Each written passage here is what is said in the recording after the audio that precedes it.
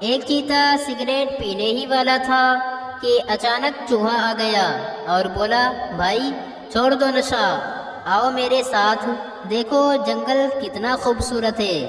چیتا متاثر ہو کر سگریٹ کو پھینک کر چوہے کے ساتھ چل دیا۔ آگے ہاتھی چرس پی رہا تھا، اسے دیکھ کر بھی چوہا بولا، بھائی نشہ چھوڑ دو، آؤ میرے ساتھ، دیکھو جنگل کتنا خوبصورت ہے۔ ہاتھی بھی نشہ چھوڑ کر چوہے کے ساتھ چل دیا۔ تھوڑا آگے بڑھے، شیر وسکی پی رہا تھا۔ چوہے نے اسے بھی دیکھ کر یہی کہا، مگر شیر نے الٹا چوہے کو 4 تھپڑ مار دیے۔ چیتے نے کہا، اس بیچارے کو کیوں مارا؟ شیر بولا، یہ کمینہ روز بھنگ پی کر ایسے ہی ساری رات دوسروں کو جنگل میں گھماتا رہتا ہے۔ پپو نے وکیل کو تھپڑ مارا تو کیس عدالت تک پہنچ گیا۔ وکیل نے جج سے کہا، جج صاحب اس نے مجھے تھپڑ مارا ہے۔ جج نے کہا، کیا یہ سچ کہہ رہا ہے؟ پپو بولا، جی جج صاحب یہ سچ ہے۔ جج نے کہا، 500 روپے جرمانہ ادا کرو۔ پپو اٹھا اور جج کو بھی تھپڑ مار دیا اور 1000 روپے دیتے ہوئے کہا، معذرت جج صاحب، میرے پاس کھلے نہیں تھے، آپ دونوں آدھے آدھے کر لینا۔ ٹیچر نے پپو سے کہا، فزکس کی تعریف سناؤ۔ پپو نے کہا، مس پوری تعریف نہیں آتی، آخر سے تھوڑی سی آتی ہے۔ ٹیچر نے کہا، چلو اچھا سناؤ۔ پپو بولا، اور اسے فزکس کہتے ہیں۔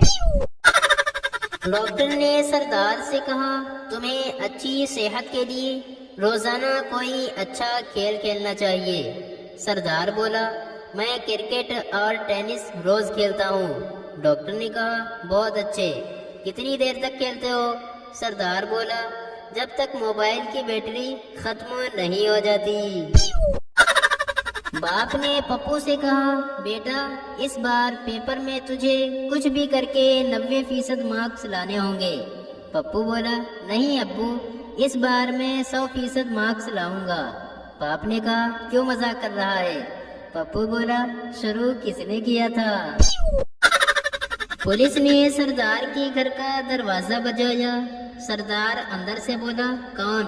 پولیس نے کہا، دروازہ کھولو، تم سے بات کرنی ہے۔ سردار نے کہا، تم لوگ کتنے ہو؟ پولیس بولا، 3۔ سردار نے کہا، تو آپس میں باتیں کر لو نا۔ پٹھان پیراشوٹ بیچ رہا تھا، ایک کسٹمر آیا، اس نے پیراشوٹ کھولنے کا طریقہ پوچھا۔ پٹھان نے کہا، جب تم 10,000 فٹ کی بلندی سے چھلانگ لگاؤ تو یہ لال بٹن دبا دینا، پیراشوٹ کھل جائے گا۔ کسٹمر نے کہا، اگر نہیں کھلا تو؟ پٹھان نے کہا، اللہ کے بندے واپس کر دینا، ہم ادھر گلی میں ہی رہتا ہے۔ استاد نے شاگرد سے پوچھا، اچھا یہ بتاؤ دن میں تارے کیوں نظر نہیں آتے؟ شاگرد نے کہا، جناب وہ رات بھر جاگتے ہیں، اس لیے دن میں سونے چلے جاتے ہیں۔ نکاح کے بعد دولہے نے مولوی سے کہا، آپ کی فیس کتنی ہوئی؟